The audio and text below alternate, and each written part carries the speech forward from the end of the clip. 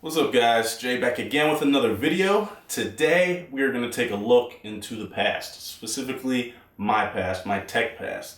So I pulled two boxes from my parents' attic. I went back and found some of my old stuff. We're going to check it out today. I got some old tech, computer stuff, and some old gaming stuff. So let's take a look.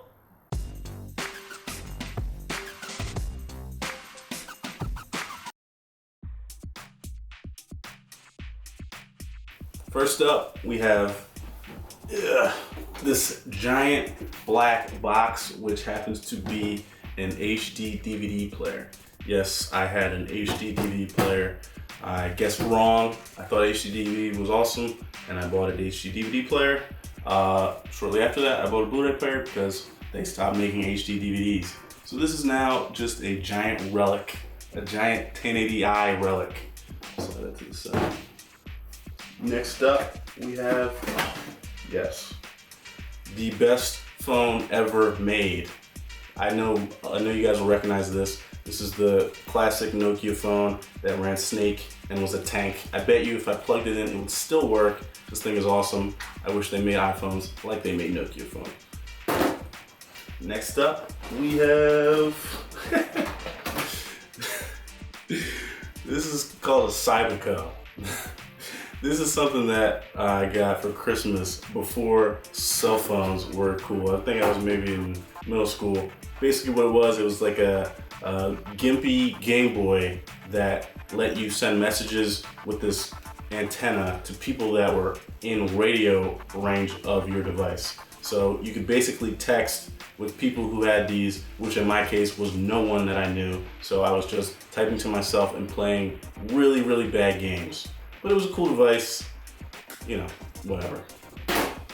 Next up, we have, here's my first digital camera that I bought. I used to have a channel called Tech Raider, or not really a channel, a website. And when I was younger, probably in my early 20s, and I used this to take the pictures and videos of the awful reviews and stuff that I used to do. But it was a cool camera. My first one, it was cheap, affordable. Nothing special there. All right, moving on. Oh yes. Oh, this is good. This is the first motherboard that I ever bought for the first build that I ever made. This XFX motherboard is a piece of crap. It gave me so many headaches. The drivers were awful. It was supposed to have really good onboard graphics. It did not. I had no idea what I was doing, but I got it to work. It actually says the processor in it. Let's see what, I don't even remember what processor I have in here. Let me take a look.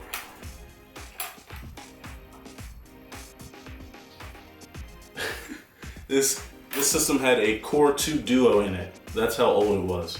Core 2 Duo. That's going way back. But yeah, this was the first system I ever built.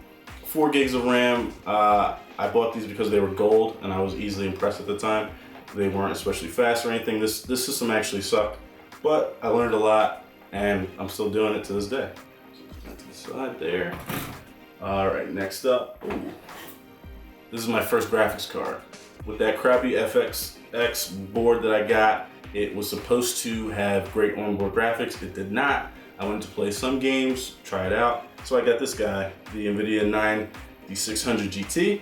It was a mid-level card. It worked well. It was pretty cool. I bet you it still works too. Slide that there. Oh, this is a real gem right here. The Celeron D. This was my first processor. I got it before the Core 2 Duo. This was awful. I mean, this thing was the slow. You look how big the box is actually as well. It was $99 at the time, and it was the slowest. It was even slow back then. Let me see if it's still on here. Look at all this crap. Driver disk. Oh, some more games. Lord of the Rings 1 and 2. And Freedom Fighters. Some classic games. Not really classics, but just old. There's a processor in here. Oh, yes it is. Yes it is. The crappy Intel heatsink, crappy as ever. This one, for whatever reason, feels a lot heavier than the new ones. I'm not sure why that is, but this is a tank. So,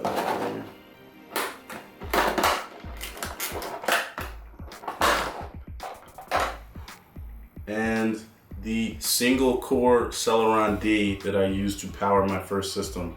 If you ever want to have a bad time, use a system with a single core Celeron D. The specs are on the box. What are these hilarious specs? It was a single core 2.66 gigahertz processor with a 533 megahertz front side bus and 256 kilobytes of level 2 cache. Ooh, amazing.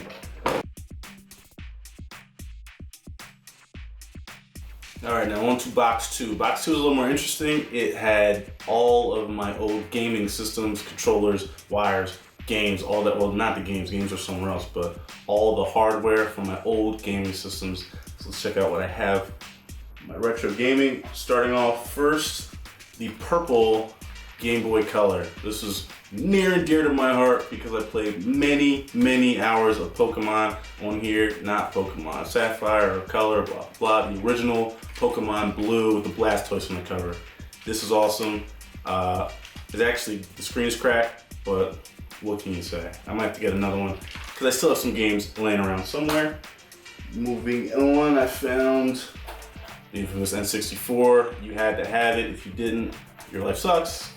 I also had a Dreamcast, one of the most underrated systems of its time. It was definitely ahead of its time.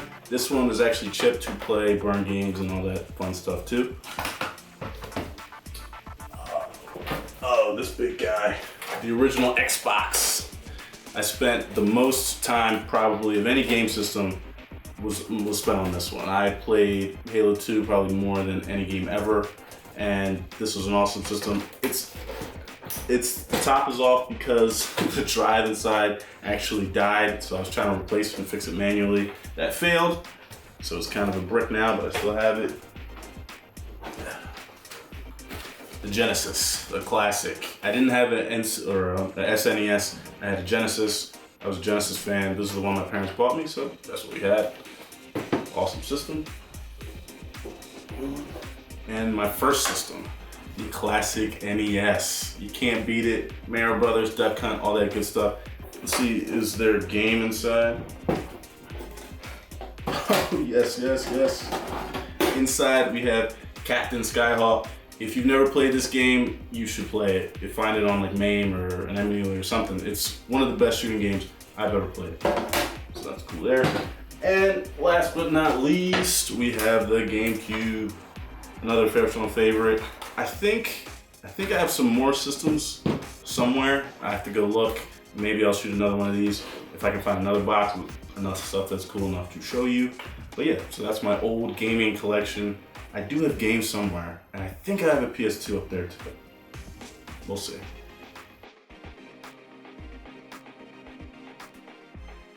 Okay, here is a piece of bonus tech. I found it and I forgot to put it in with the gaming section, so here it is. This is the Sega channel adapter for the Genesis.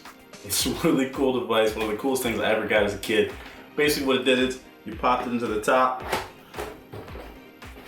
and you gave it power, it had some power port, and you ran your cable wire into it, and for a monthly fee, you could stream games from cable to your Genesis. So you could go on and there'd be like, I think it was like 30 new games every month, and then there were games that were there all the time. You could literally play any games. It's kind of like the new, the NVIDIA's streaming service now that they have on their Shield and stuff, except for it was in the 90s and it was on Genesis. This is really cool. I wish more kids had it, but I don't even think it was offered in most areas. But it's one of my favorite pieces of tech that I got as a kid. So that was just a look back into my gaming and tech past. I'm thinking about doing some sort of retro gaming setup in this room, maybe in the corner over there. I'm not sure. If I have I have to find all the wiring, which should take 10 years, but if I can find all the wiring, I have all the controllers and games, I'm definitely gonna set up some sort of retro gaming station over to the right over here. If I do, which I should, I'll make a video of that. That should be kind of cool. If you guys want to see any more old videos or videos with old retro stuff like this, let me know. I do have a lot more stuff, to be honest. I mean, I've got crates and crates of stuff and DVDs and games and blah, blah, blah. Goes on and on. But anyway, thanks for watching. As always, hit me with a like, comment, or subscribe if you loved it. I'll see you next time.